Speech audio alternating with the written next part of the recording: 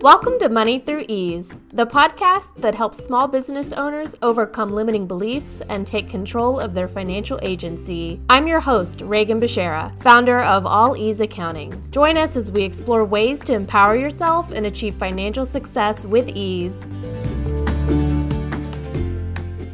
Ready for an accounting date with an expert bookkeeper? Sign up for a fourth quarter fling. I'll send you a customized workbook, expert insights about your business, and you get a one-on-one virtual call with me. Plus, an early bird bonus awaits if you sign up by October 1st. It's cuffing season, so let me take your business on an accounting date. Find all the details in the show notes and secure your spot now. Hey y'all, welcome to Money Through Ease. This is your host, Regan. If you are just tuning in for the first time, please let me know. Sign up for my email list. You can reply to any of the emails that I send out and it goes directly into my inbox. Also, leave a rating and a review. Once you've listened to this episode, I want to hear what you think. And thanks for tuning in. Make sure you subscribe. For everybody else who's been subscribed for a while and hasn't left a rating or review, why have you not done that yet? Please take a minute and leave me a rating. All you have to do is click whether or not you liked it or leave me a couple stars.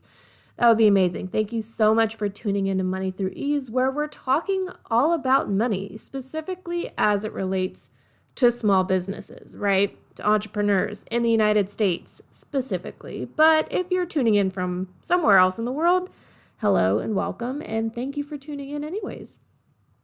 So I've been investing in my business for the past, year and a half-ish. I started my business in May of 2022 and have been investing my time and labor and experience and money, my personal credit, all has been pretty much going into my business to get my operations kind of up and running. The goal is eventually for the business to make a profit and also support me financially, personally, like paying my mortgage and bills and all the good stuff.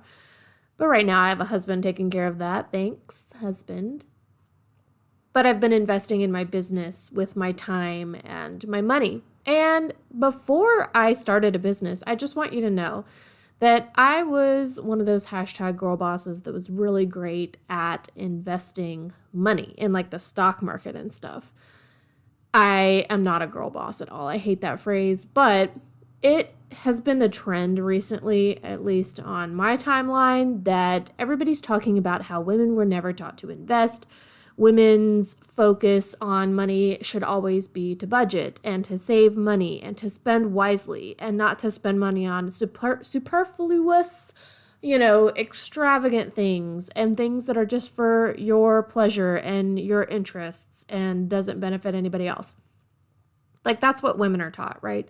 And then we're also told that men are taught to be risky and to take financial investments, lightheartedly, like to just spend money, put money in the stock market, invest in like hedge funds and adventure. What am I even trying to say? Capitalist ventures, venture capital. That's the word. That's the phrase. My goodness. Anyways, so yeah, men are taught to like take risks with their money and to invest and to spend money, even if it's not going to get a return, because that's just like the point of money, right? Is to spend it. And I see so much discourse about like the messaging that women get versus what messaging men get from the time that we're very young, which is crazy. Gender roles are wild, y'all. And I just want you to know that like I never took any formal training about investment or even like learned it from anybody specifically. I just kind of like researched some stuff myself, but I've always kind of had, my background in bookkeeping and accounting and taxes and finance kind of informing the way I invested money when I had money to invest. So anyways, I was good at it by that I mean like I was gaining money, like my stocks, appreciated in value when I was investing in the stock market. I've had a money market account that I deposit money into which makes a higher interest rate than just your average everyday savings account at a random bank. So I want to talk to you about investing coming from the place that I've done a couple of different types of investing and I was really good at it and I enjoyed it, and kind of where I was at on my financial and career journey at the point where I was investing versus now where I'm running a business and I don't necessarily have the disposable income or cash to just invest into the stock market the way I used to be. But this is what we're being told now as women, that we should invest, that we should learn how to invest, that we should be like men and take the advice that men get and do that. I think that that's kind of silly. That's like that girl boss feminism stuff where like we're not trying to be equal to anybody. We're just trying to have what the men have always had, which is like access to money, access to their own money and to be empowered by money. So you probably already know, but if you don't, it hasn't always been the case that women could have a bank account where she was the only signer. Like that was her money. There was nobody else that had to like co-sign on an account. Yeah, like just a checking account, like a bank account that we all have now. Women, it was the case that they couldn't, sign for a mortgage without a man co-signing on her behalf to say, yeah, she's actually going to pay it off. And I'm a man. And so I get to say that I know that she'll do that in the future.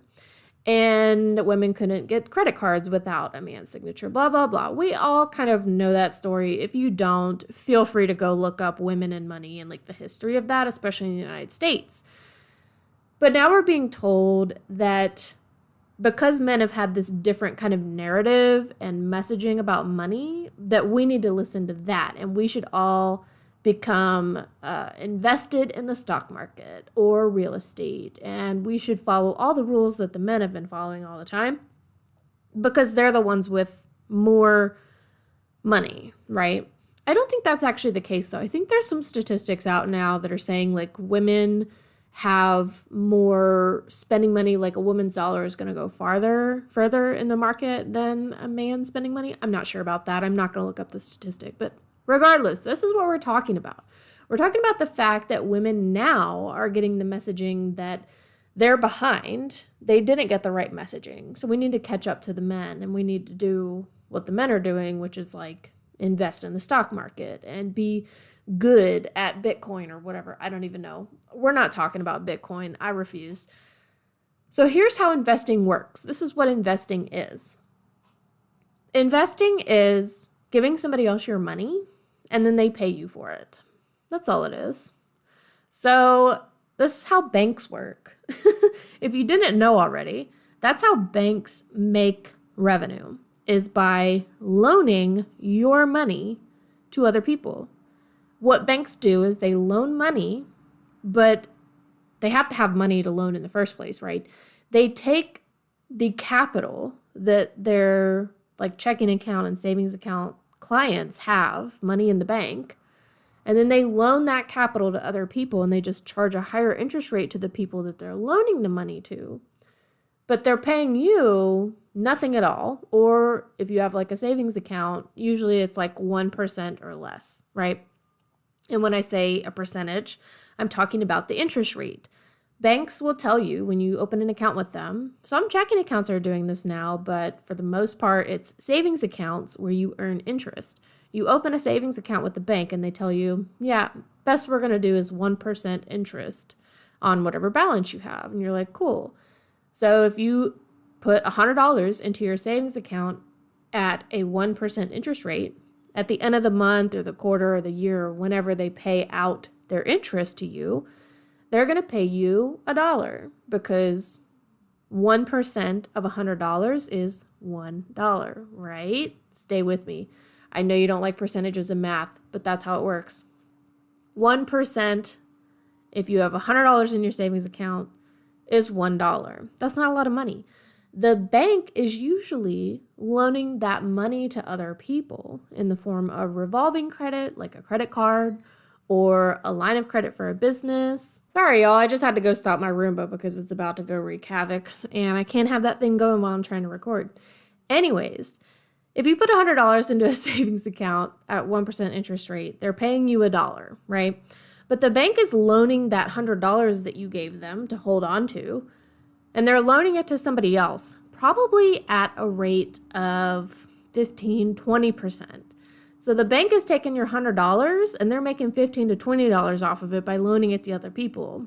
Now, you can definitely go get your money at any point. It's not like they're taking money out of your account and giving it to somebody else. They're loaning people money based on the capital that they have in their clients' accounts.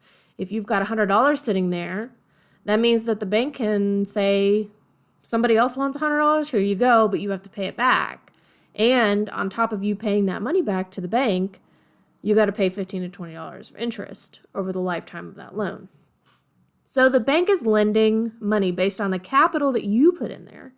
They're lending money to other people at a higher interest rate than what they pay you to put your money in the bank. You make $1 off of the $100 in your savings. That's your 1% interest earned.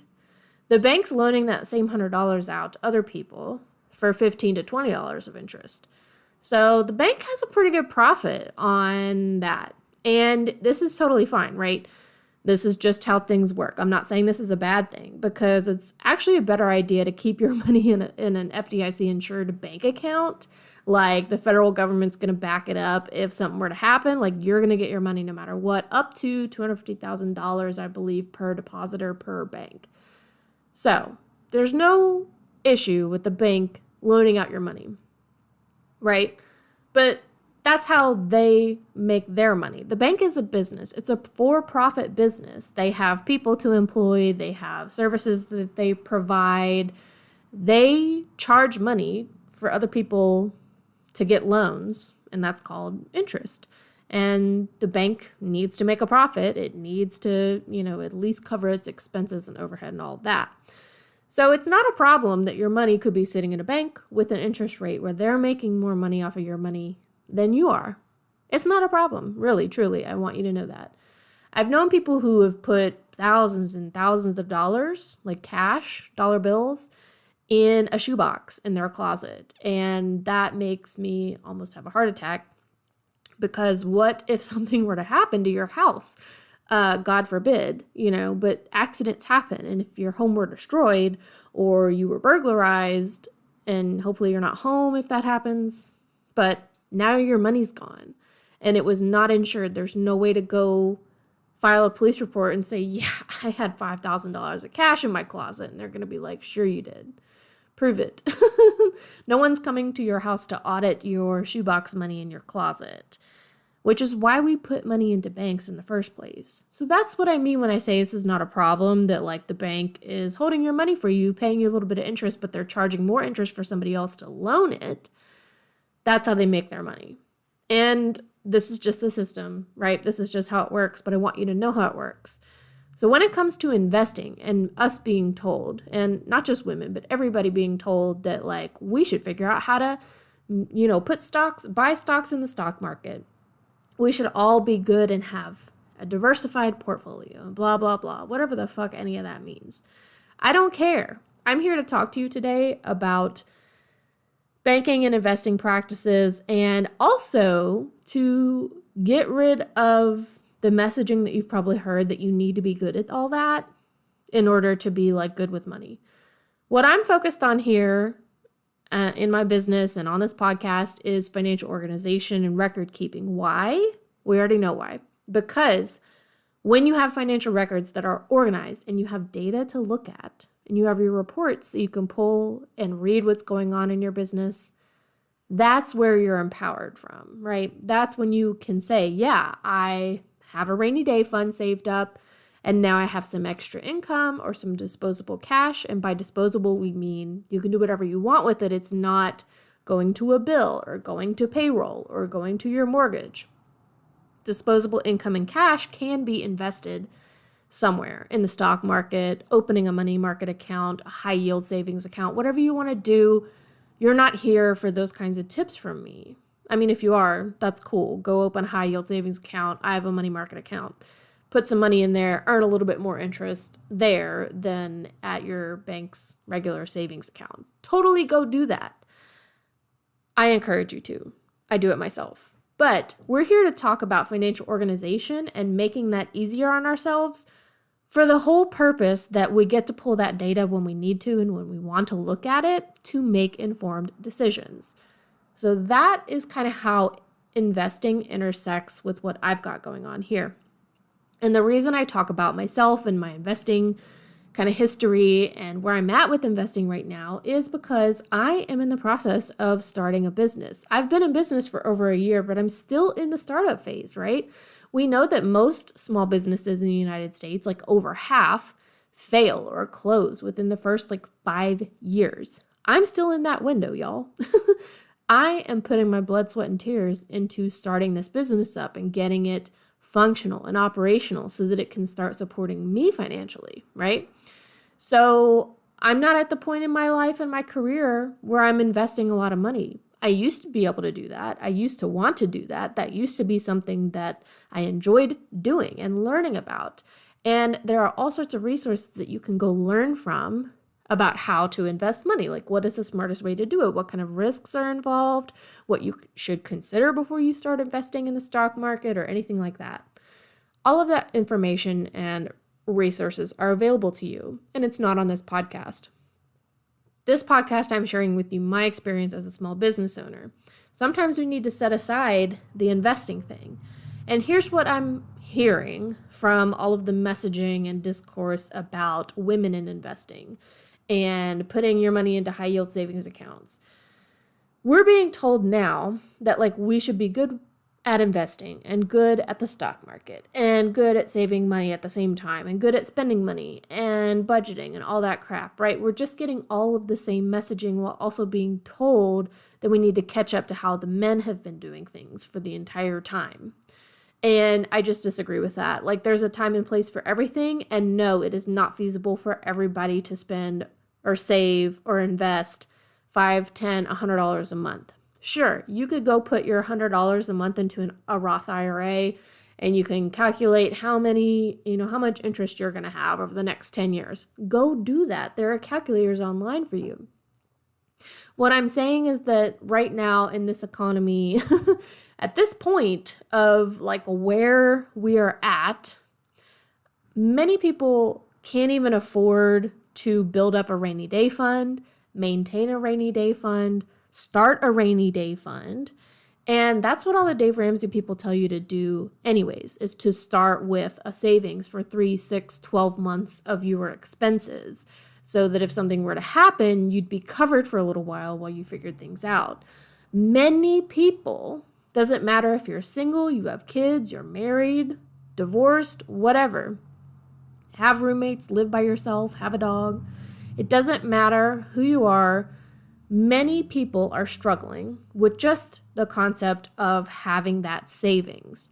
And Dave Ramsey and all of his goons will tell you that that's the first place to start, and then to pay off your high interest credit and stuff like that, loans, and then start investing money. And I just want us all to take a step back and acknowledge that it's okay to be at this point right now where we cannot have a rainy day savings fund.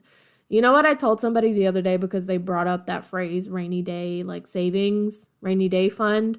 I was like, yeah, I had a rainy day fund saved up when I had a job where I was being paid, hourly in commission and I was not running a business.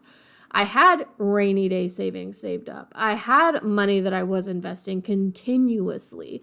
I was paying off credit cards. I was paying my student loans. I was doing all the things you're supposed to be doing to be good at money and managing it all extremely well. Saving up, going on vacations. I had cash to spend on the things that I wanted to do and spend money on. And then I started a business and I quit that job. So it's perfectly fine that I'm here in this place now. And I don't want to sound like I'm coming off crazy or guys, it's totally fine. No, it literally is just fine that I'm not at the point in my career and in my life where I can be investing in the freaking stock market. That's fine. I'm okay with that because you know why? The investment that I'm making is in my business. And I'm happy. This is what I wanted to do. I'm happy to make that investment in my business and work tirelessly to get my business operating and fully functional and supporting me with an income. I'm here for that long haul part of it. I'm here for the startup phase of my business. I am fully present in it. Trust me. And it's okay that I've put off investing. And no, I do not have $5, $10, $100 extra a month to put into a Roth IRA or a high yield savings or the stock market, because I used to be good at those things. And by good, I mean I put money into things and it would grow. Technically, I was doing the right thing and getting the results that most people would want. But it's okay that I'm not doing that now. And no one is going to sit here and tell me that no matter what, they know for a fact that I can afford to save $5, $10, $100 a month. I'm sorry, but I'm better at finances than you are, like, on the whole.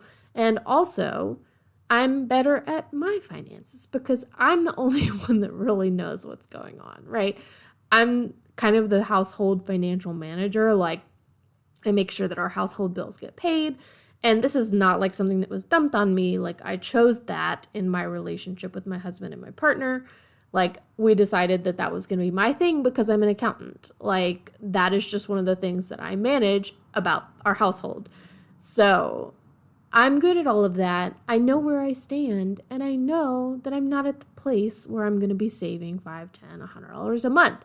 And I just want you to know that that is okay. That is an okay place to be in. And while our economy is the way that it is, and inflation is ridiculous, and we're approaching the holiday season where statistically so many people go thousands of dollars into debt during the holidays, it is okay that you cannot do what all the girl boss investing financial girlies are telling you that you should do.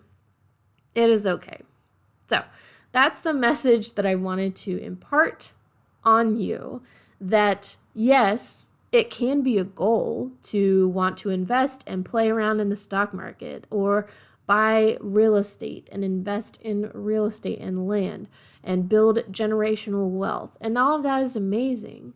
But there's also a time and place for that. And it is not true that everybody who's listening and everybody out there has the ability to save any money at all every month, much less enough to build up a rainy day fund with 3, 6, 12 months of expenses.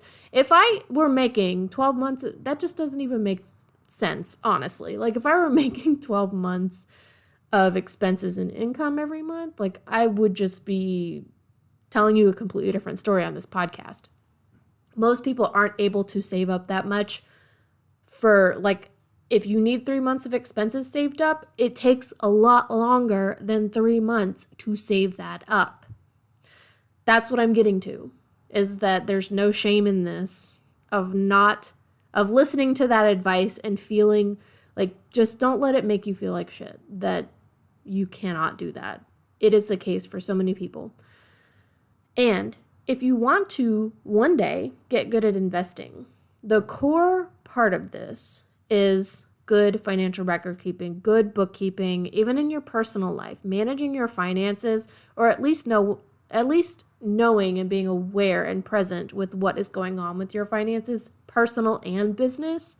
That's the core of it, because in order to determine what you can invest, or if you can invest, or if you can save, how much you have saved, it starts with good data, and that comes from good financial record keeping, which is why that's what we talk about here on this podcast, and I don't tell you how to invest in the stock market. Now, if you are an individual or a client of mine who has a specific question about investing or saving money or record keeping at all, of course you can reach out to me, and on a case-by-case basis, I'll be able to say, like, yeah, I can totally give you some tips for this situation. Or I can say, that's really not my wheelhouse. Let me recommend you somebody else to go talk to about this.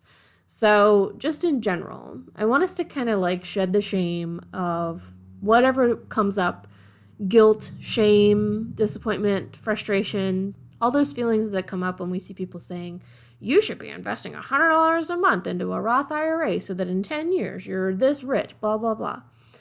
It's totally okay if that is not the position you're in right now, because hey, guess what? I'm right there with ya. I love that for both of us. Thanks so much for listening to this episode today. If you're on my email list, the next time you see an email from me and you've got thoughts about this episode, just hit reply. Send me your thoughts. I'd love to hear from you about kind of what you see as far as what people are telling you to do when it comes to investing and saving your money. I'm not here to tell you what to do. I'm here to impart some of my knowledge and experience and to encourage you just to keep up with it and to be aware and present about what's going on with your money. Thanks for listening. Make sure you subscribe, leave a rating and a review, and I'll catch you next week. Bye-bye.